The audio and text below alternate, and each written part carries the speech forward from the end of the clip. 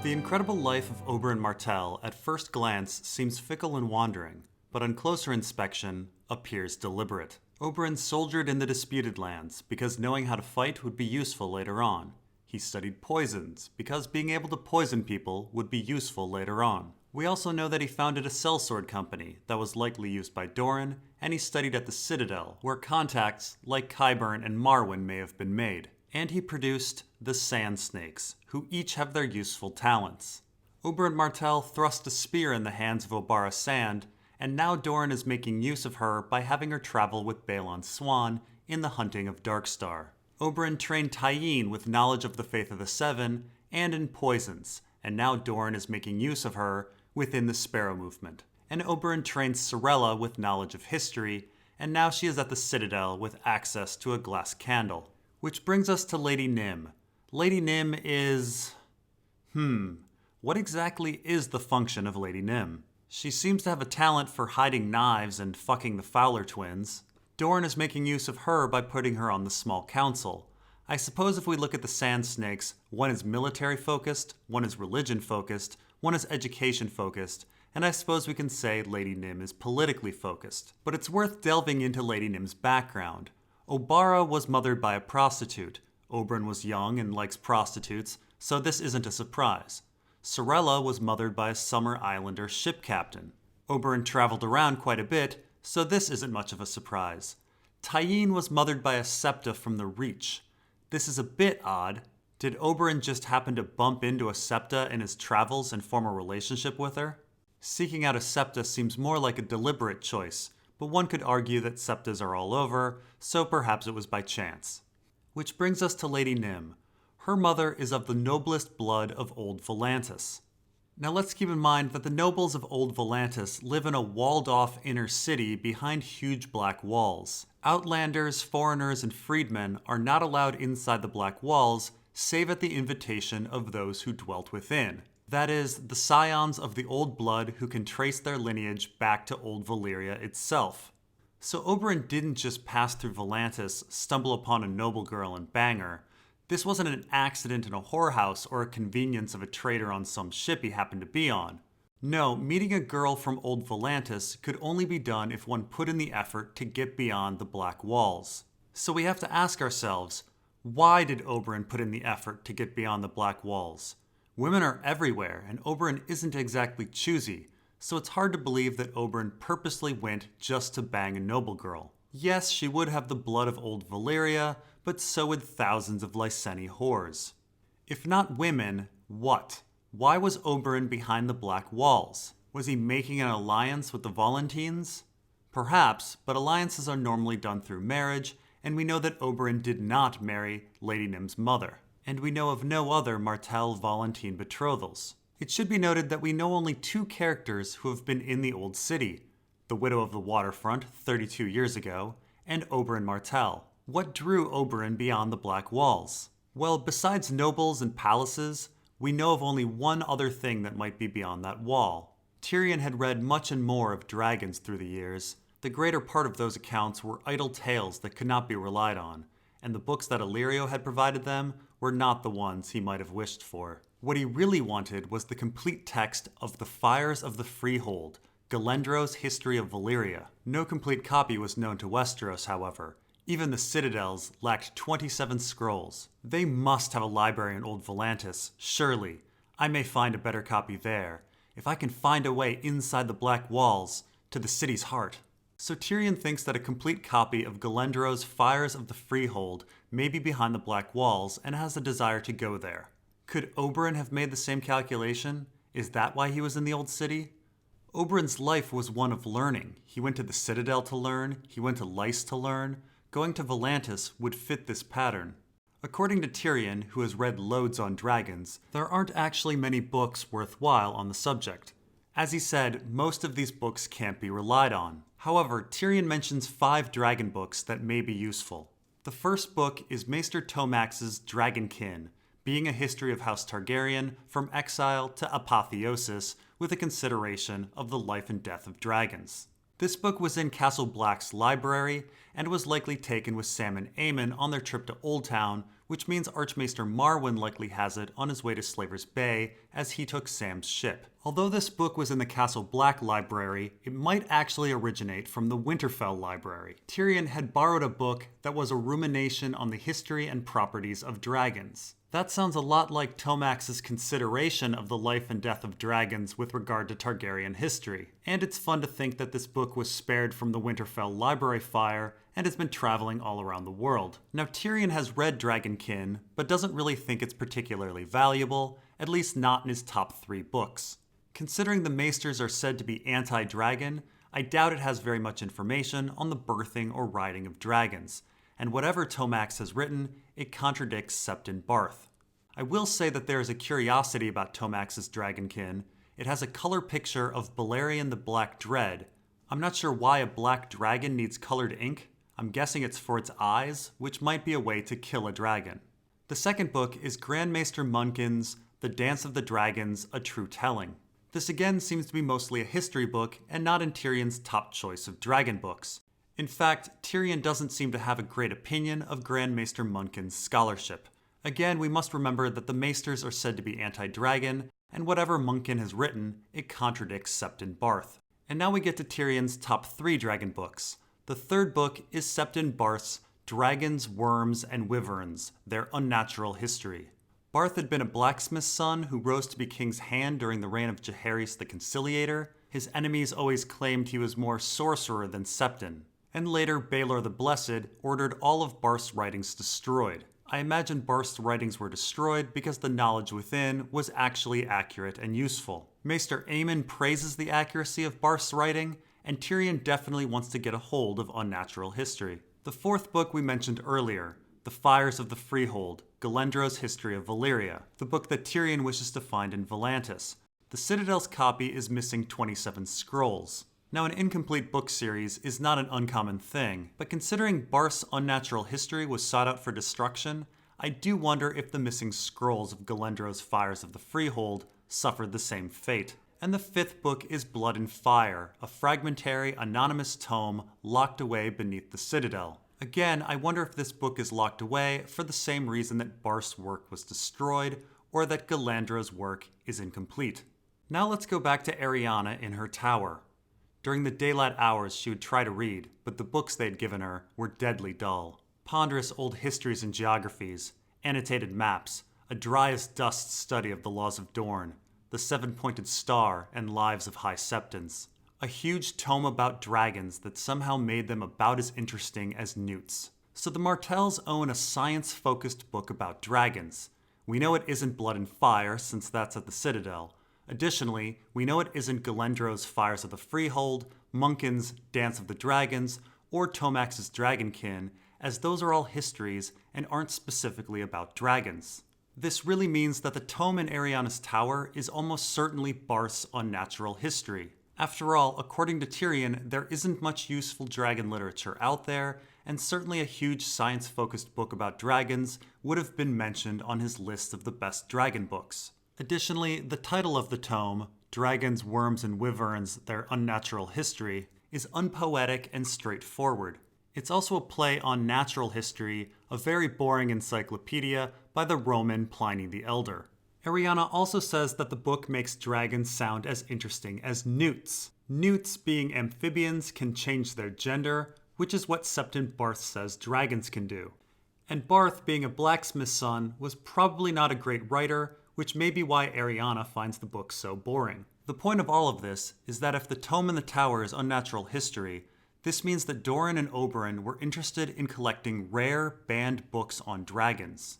Owning this book, in its complete form apparently, is a remarkable feat. Tyrion, a bibliophile who is familiar with the libraries of Casterly Rock, King's Landing, and Winterfell, had only ever read fragments. We should also note the 3 locations of the 3 best dragon books in the world.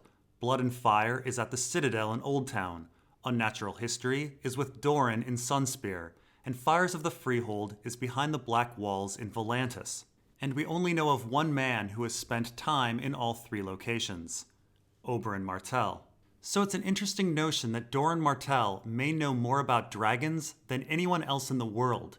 He seems to have unnatural history complete in his possession, and his studious brother, Oberyn, was near the other two great dragon books, Blood and Fire and Fires of the Freehold.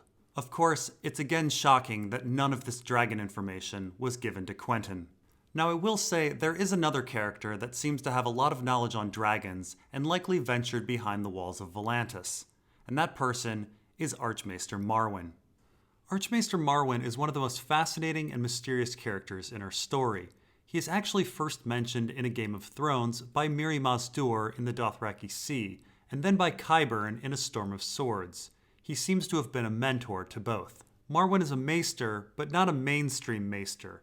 He clearly shows disdain for them by calling them the Grey Sheep, and clearly they dislike him as well. The primary point of contention seems to be over dragons, although the idea of disembodied consciousness may be another.